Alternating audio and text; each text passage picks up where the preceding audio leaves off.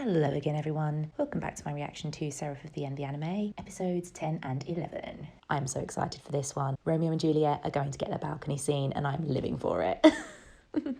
Reminder up front, please hit the like button if you enjoy my content and subscribe so you're notified every time I post. Quick recap of where we left off then. We met the token tsundere, whose most appealing feature is a great big axe. We got a ton of fan service, we had boobs, we had bait, and we had blushing that definitely did not exist in the manga. Yes, I'm really that sad that I went away and compared it scene for scene. Judge me all you want. Our main character finally stuck his sword in a vampire. Shame it wasn't the pretty one. Ferid was crowned by myself to be the king troll of foreshadowing. Oh, and war kind of broke out, but nobody really cares about that, right? We just want to see best boy Romeo facing off against his arch nemesis and then being reunited with his darling Juliet.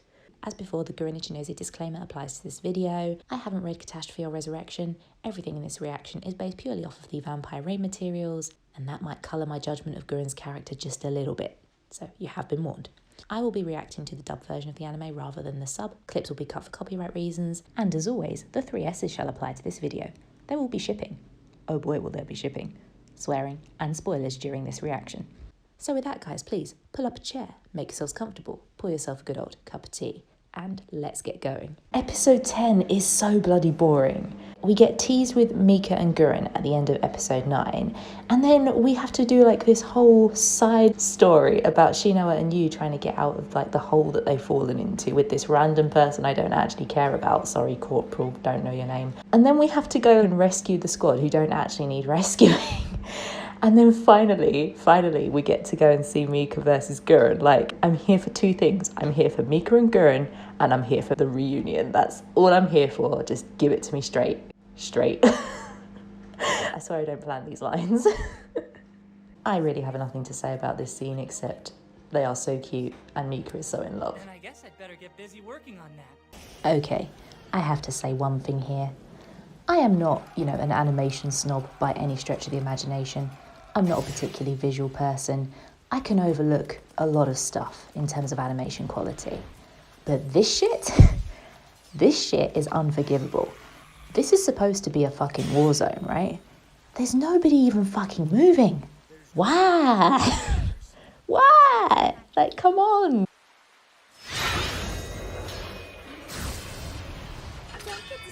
On the battlefield, Mitsu. Shinoa has style, you have to admit. Whether you like her or dislike her, Shinoa's got style. Ready, you? Hell yeah, let's move. We're gonna kill every one of those blood-sucking bastards.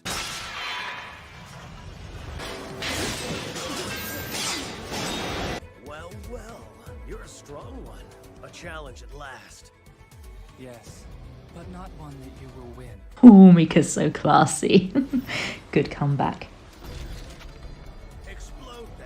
Okay, this is a personal pet peeve, but any kind of incantation spell like where you have to speak, it just takes too damn long. Too damn long to work. Of course a vampire can dodge that. That's pretty damn cool. I love Shigure's style. There, Mika, now you owe me one.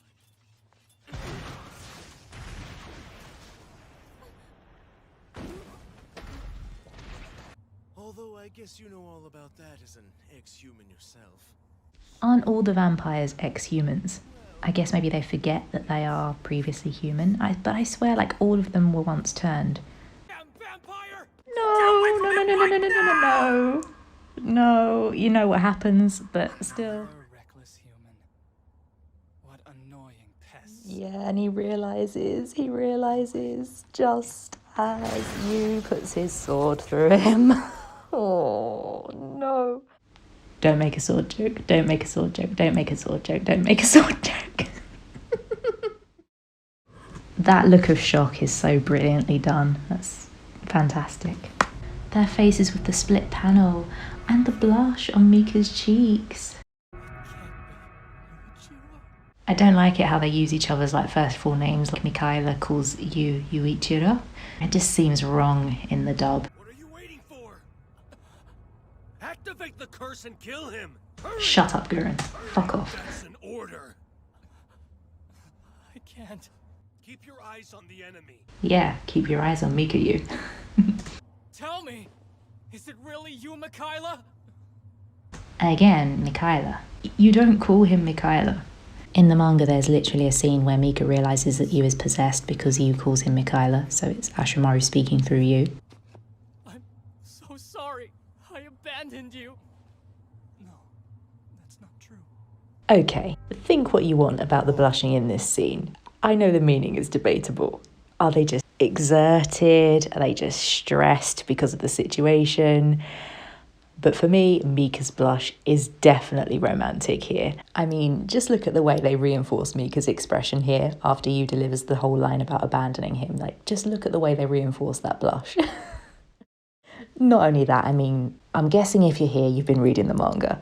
So we all know at this point that they are a hair's breadth away from canon. They are literally on the line between semi-canon and canon, and all it's going to take is just one tiny little push and they will be a canon couple. We are so close and it is maddening. So yeah, I am convinced at this point that this is Mika's heart getting all fluttery at seeing his long-lost love once again. Oh, fucking hell, right. So I've just looked up a load of Romeo and Juliet quotes because, of course, I fucking did, because it's me we're talking about. We've always heard the author talking about them as, like, you know, a Romeo and Juliet thing, a bit tongue-in-cheek. There's sun and moon parallels in the balcony scene. Seriously. But soft what light through yonder window breaks, it is the east, and Juliet, you is the sun. Arise, fair sun, and kill the envious moon, who is already sick and pale with grief.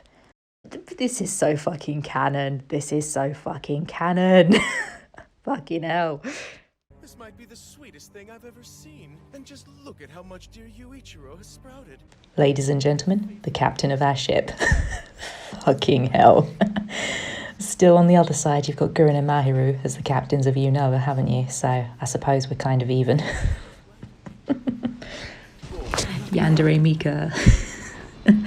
Just joking. He's really not a yandere. Ferid's just a fucking psycho, so... Mika's pretty justified in being protective of Yu in this scene, I think. Yu hasn't taken his eyes off of Mika the whole time. So cute. You can be too nice. So much so that people take advantage of you. Oh, so much so that people take advantage of you. Oh my god. Considering what's going on in the manga right now and like exploration of Yu's kind of deteriorating mental state where he basically says, yeah, I'm happy to be used because that's what gives him self-worth. Oh my goodness, that's a horrible... Like, Mika always knew this was how Yu thinks. Shut up! You're willing to let your comrades die for a vampire? Don't do that to the poor boy. You manipulative fuck, Guren. Come on, don't you want to play? Break formation! This was done better in the manga, because in the manga, Yu doesn't recognize Ferid at all. And it's later explained by a lovely... lovely shippy line saying that Yu was, and I quote, too busy looking at you, Mika, that I couldn't notice anything else. He didn't even realise like the child murderer from his past was standing in front of him because he was blinded by Mika the whole time. I get why they chose to do this, why they chose to put the fight scene in, because, you know, dramatic tension, and it does make more sense that he would have realised that Ferid was standing there. But my goodness, they've missed a great opportunity to put a ship line in there later on if they ever do a season 3. Oh, I don't need to see the murder again. Go away. Ferid took gymnastics class when he was a lad. Oh my god, I never realised that Yoichi notices Lacus in that scene. I've waited so long to get a taste of your... Protect your man, Mika. Nobody wears thigh-high boots quite like Mikayla Hyakuya wears thigh-high boots. Like, damn. Wish I could pull that off. I love how Yu literally falls at Mika's feet in this scene. Like, Mika picks him up and literally sweeps him off his feet. It's fucking brilliant. And later on in the manga, Yu returns the favour for Mika when Mika's injured. So yeah, we have a reciprocal bridal carry later on, which is amazing. You shouldn't be here. You're wrong. They only see you as a tool. Please, you. Trust me. Oh my god, again, in the manga, Mika's initial plea here hurts so much more knowing what's to come. Like, please, they just see you as a tool. Please come with me before it's too late. Although Mika himself doesn't realise that he's probably the bigger tool that is being used, which is interesting. Yourself. It's too late for them now. Okay, I'm going to say something sacrilegious in the Mikayuu episode.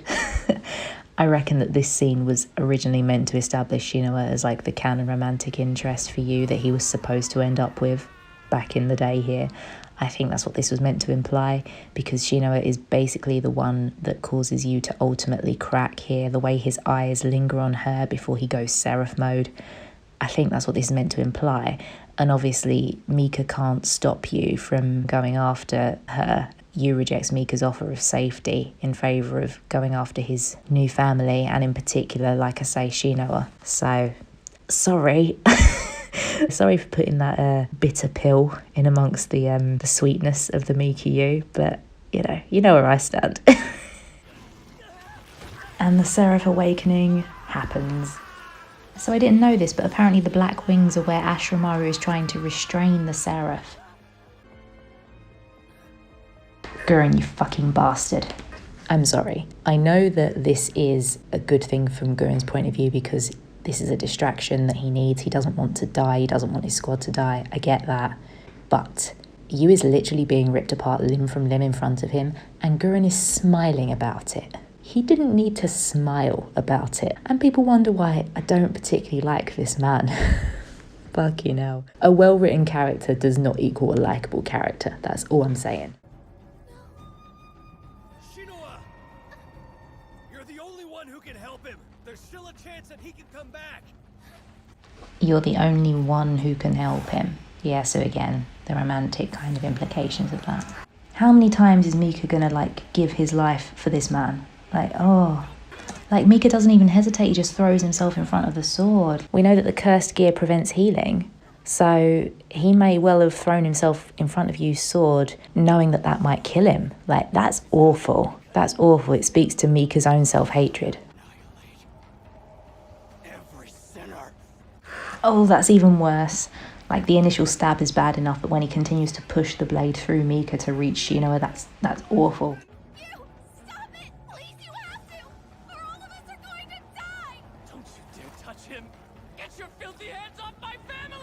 Oh, Mika. Again, Mika's got a sword through his chest and he's only thinking about you.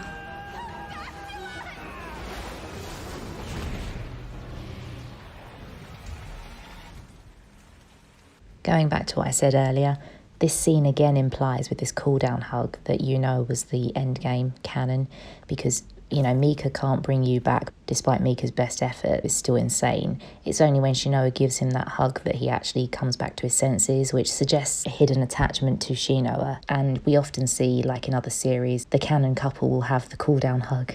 I'm thinking of Sakura and Sasuke from Naruto as an example. They become a couple in the end, don't they? Unfortunately. God, I hated that pairing back in the day. I supported Yunoa when I first watched the anime. I still like Shinoa. I think that her sense of humour is brilliant. I like her in the Catastrophe novels as well, now that I'm reading Catastrophe. But I liked her dynamic with Yu. I liked her contrasting sarcastic self with Yu's kind of hot-blooded tsundere. I don't need anybody, I'm just going to kill vampires my whole life kind of attitude. I like the contrast to Shinoa. But yeah, things just don't pan out that way in the manga, do they, boys and girls? Shinoa is sadly firmly in the friend zone at the point of recording. We're on chapter 109, and Yu just sees her as a friend. And I think Shinoa knows that as well from how she's been shown to react when Yu calls her his friend. Whereas Mika's in a very interesting position with Yu at the moment. Apparently he belongs to Yu. He is my Mika, as Yu calls him. So, yeah. Yunoa fans, call me when we get a My Shinoa and we can reopen this case. You're okay. Damn you humans and your treachery. Jealous Mika is best Mika. Shinya! Destroy our enemies, the Akomag. Shinya's so calm when he executes his orders. I love it. I happen to be a massive cat lady, so Shinya goes up in my estimation for having tigers in his fucking gun. The magnificent bastard has arrived. I have to confess my sins here. I like Kurito as a character in the same way that I like Ferid, because Ferid's a fucking madman and Kurito is this very deliberate planner who's looking to execute world domination. I love characters that are just unrepentant in their fuckery. I can't help it. I love characters that just lean into their villainy. I think it's brilliant. Also, that awkward moment when you take a Seraph of the End personality test and you discover that you have the same personality type as both Kurito Hiragi and fucking Saito. Don't worry though, guys, I promise I don't have like some serious daddy issues, and I'm not trying to build like a little YouTube empire or anything for world domination. But if I was, just hypothetically, you guys would all be like my top lieutenants, so don't worry, I've got you. Hope you enjoyed this video. If you did, please give me a like, comment and subscribe. You can also connect with me on other platforms. I will put the links in the description below. And if you feel so inclined, you can also show me a bit of love on Patreon as well. Thank you again, guys, for watching. I will see you in the next one. You take care of yourselves. I'm out.